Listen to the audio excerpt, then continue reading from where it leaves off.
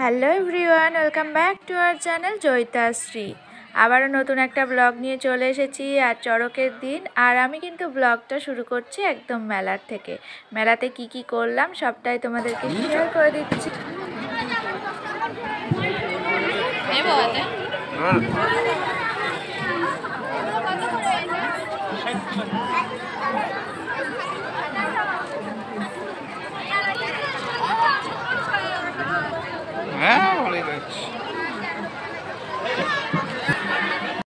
মেলাতে যাব আর ফুলের দোকানে যাব না তাই হয়?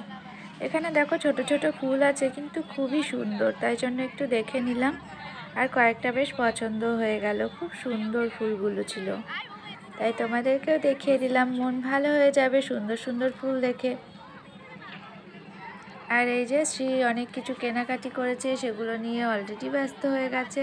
আর যেহেতু ওর ঠাকমা, দিদি, ওর জেঠিমা এসছে, ও তো খুব খুশি মেলায় এসে। ওর এই আনন্দের জন্যই তো মেলাতে আসা। ঘুরে ঘুরে সবটা দেখে নিচ্ছি। শ্রী যেখানে যেখানে যেতে চাইছে, ওর জন্য খেলনা তো অলরেডি কেনাই হয়ে গেছে, এবার বায়না ধরেছে বেলুনের জন্য। চলো যাওয়া যাক, দেখা যাক শ্রী কোন বেলুনটা পছন্দ করে।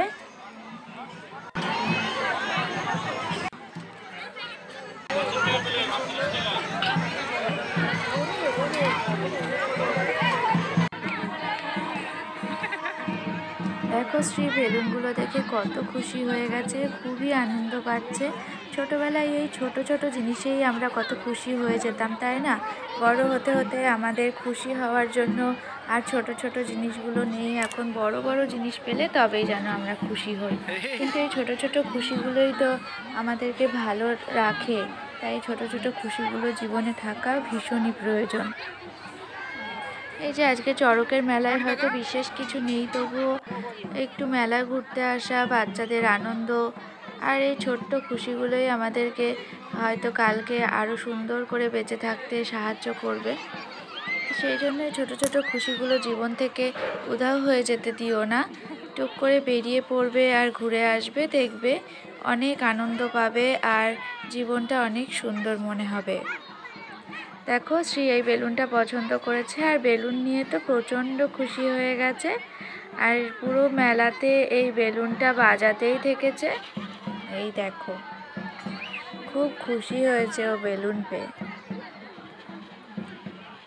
এই বেলুনটা যেহেতু আওয়াজ হয়, সেহেতু এই বেলুনটাও খুব পছন্দ করে, আর ছোট বলে ক্যারি করা সুবিধা হয়, তাই নিলে ভালোই হয়। আর এরপর বাবার সাথে আবার ঘুরঘুর করছে মেলাতে। আর মেলায় এই দোকানগুলো তো না দেখলেই নয়, খেলনাগুলো কিনি বা না কিনি, ছোটোবেলার কথা তো মনে পড়েই যায়। আমরাও ছোটোবেলায় বাবার হাত ধরে এরকম মেলায় ঘুরেছি, আর ছোট ছোট পুতুল নিয়ে কত আনন্দ পেয়েছি, তাই না? তাই ছোটোবেলার কথা মনে পড়ে যায় মেলায় আসলেই। এদিকে দেখো বড়শি বেঁধানো হয়ে গেছে, এবার দড়ি বাঁধা হচ্ছে, এখনই ঘুরবে। এই চড়কের এই যে চড়ক ঘোরে এরা বড়শি বিধিয়ে, দেখলে সত্যিই খুব কষ্ট হয়, আর যেন গায়ে কাটা দেয়। এটা নিয়ে তো মানুষের কৌতূহলের কোনো দিনই শেষ নেই, কি করে হচ্ছে, কিভাবে হচ্ছে।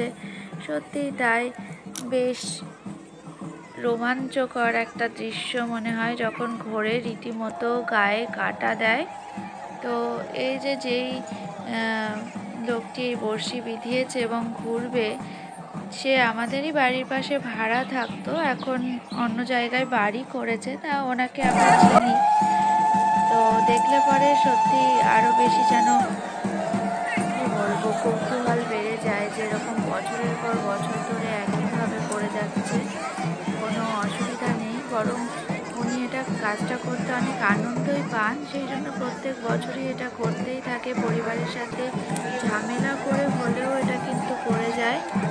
তো যাকে খুব ভালো লাগলো চড়কের মেলায় এসে এইটুকু দৃশ্য দেখার জন্য। লোকে সেই সন্ধ্যে থেকে ভিড় জমিয়েছে, আর এখন 9:30টারও বেশি বাজে। দেখো এখন চড়ক ঘোরানো হচ্ছে।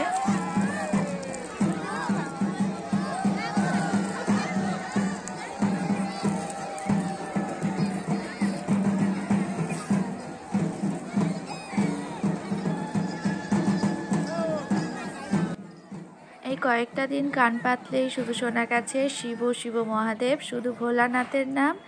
আর এই সময়টা বেশ ভালোই লাগে, এই যেন একটা পুজো পুজো গন্ধ থাকে এই সময়টা। আর চারিদিকে শুধু ভোলানাথের আরাধনা করা হয়।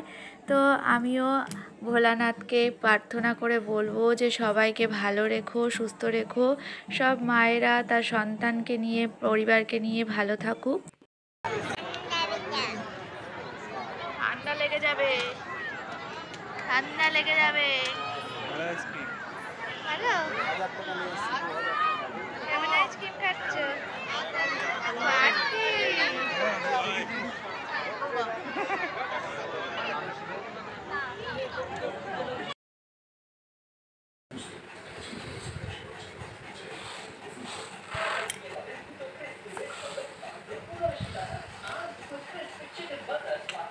হাতে কি পাখা?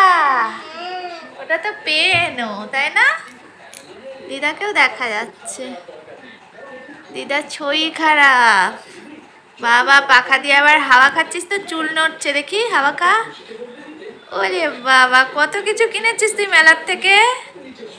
কিরে, তোর ঠাম্মা কোনটা কিনে দিয়েছে?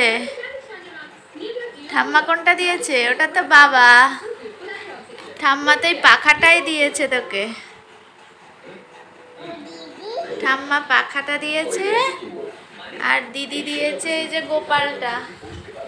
আর গোপালের সামনে পেনটাও তো বাবা দিল।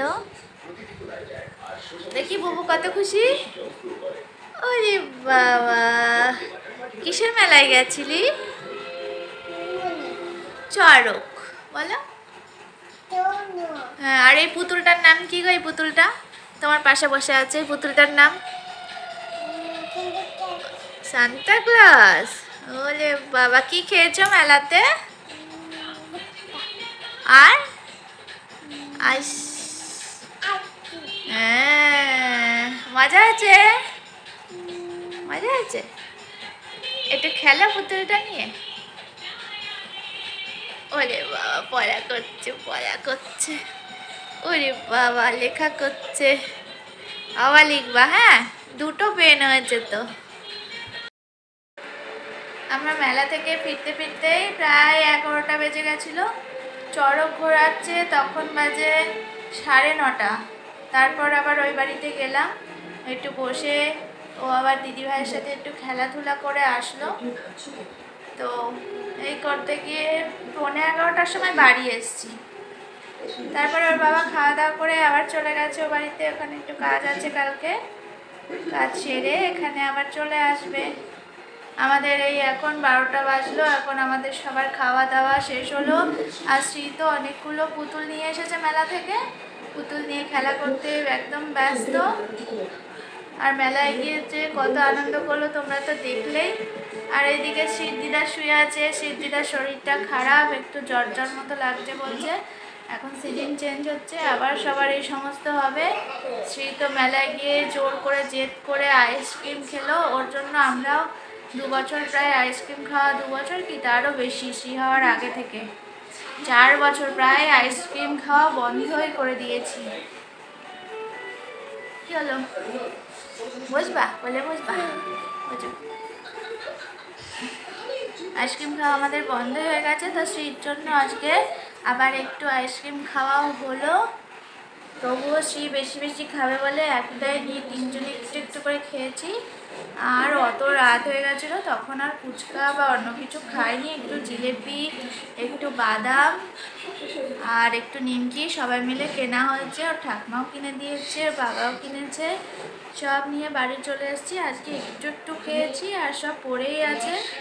কালকে পয়লা বৈশাখ, কালকে আবার একটা নতুন ব্লগ নিয়ে চলে আসবো। আর এই সন্ধেবেলা থেকে প্রচণ্ড ব্যস্ত ছিলাম, মেলায় ঘুরতে ঘুরতে তোমাদের সাথে কথা বলা হয়নি।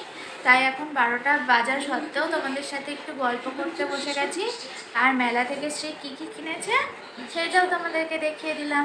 আর এই যে শ্রী এখন ঘুম এসছে, হ্যাঁ পেন, ঘুম পেয়েছে মা? ঘুমও পেয়েছে। চলো তাহলে স্ত্রীকে ঘুম পাড়িয়ে দিই, রাত 12টা তো বেজেই গেল, আমরা শুয়ে পড়ি। আর কালকে নতুন বছরে নতুন ব্লগ নিয়ে আবার চলে আসবো। আমাদের সাথে থেকো, ভালো থেকো, সুস্থ থেকো। আর আমাদের ভিডিও যদি ভালো লেগে থাকে লাইক করো, শেয়ার করো, কমেন্ট করো। যারা এখনও সাবস্ক্রাইব করে ফেলো। আর আমাদের ব্লগ দেখতে থেকো। গুড নাইট, শুভরাত্রি, টাটা।